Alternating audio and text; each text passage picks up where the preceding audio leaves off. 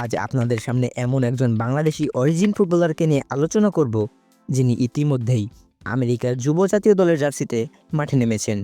না, আমি queen Sullivan কিংবা কাভান সুলিভানের কথা বলছি না।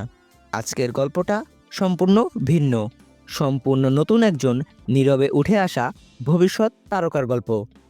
ভিডিও শুরু করার আগে ছোট্ট একটি অনুরোধ, আপনারা যদি নিয়মিত নতুন নতুন হাই প্রোফাইল বাংলাদেশি অরিজিন ফুটবলারদের সম্পর্কে জানতে চান, তাহলে এখনই সাবস্ক্রাইব করে রাখুন অরিজিন বাংলাদেশ ইউটিউব চ্যানেলটি।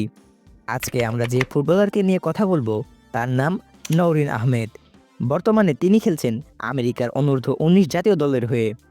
আর এখানে একটা তথ্য জানলে আপনি চমকে যাবেন, আমেরিকার বর্তমান ফিফা র্যাঙ্কিং বিশ্বে 2 নম্বরে। তাহলে প্রশ্ন আসেই, কে এই নওরিন আহমেদ? বাংলাদেশের সাথে কি তার সম্পর্ক? ভবিষ্যতে কি তাকে দেখা যাবে আন্তর্জাতিক ফুটবলের সর্বোচ্চ মঞ্চে? সব প্রশ্নের উত্তর থাকছে এই ভিডিওতেই।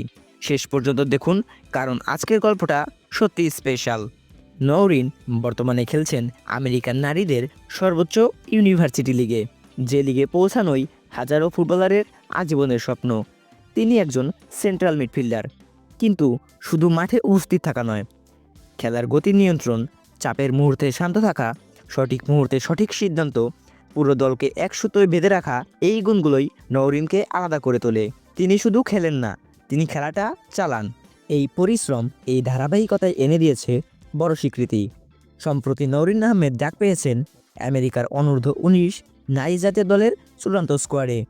এটা শুধু একটি কলাপ নয়, এটা হলো বিশ্বমঞ্চে নিজের নাম লেখানোর প্রথম সিগনেচার। কিন্তু নওরিনের গল্পটি আজ থেকে শুরু হয়নি। এই গল্পের শিকড় বহুদূরে। বাংলাদেশের ফেনী জেলার দাগনভূঞায় তার পূর্বপুরুষ আলহাজ জালাল উদ্দিন আহমেদ ছিলেন এমন একজন মানুষ, যিনি বিশ্বাস করতেন শিক্ষাই পারে মানুষকে সত্যিকারের আলোকিত করতে।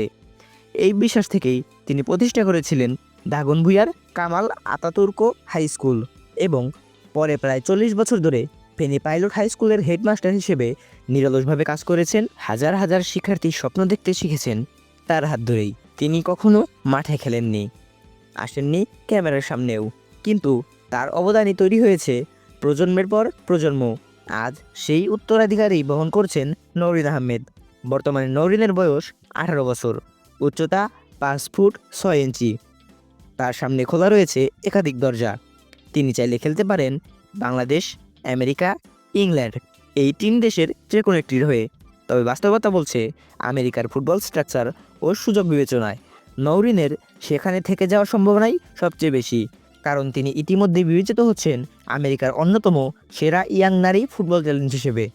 আর এখানে আসে সবচেয়ে বড় স্বপ্নের কথা, 4 বারের বিশ্বকাপ জয়ী আমেরিকার জাতীয় মূল দলে খেলার সুযোগ।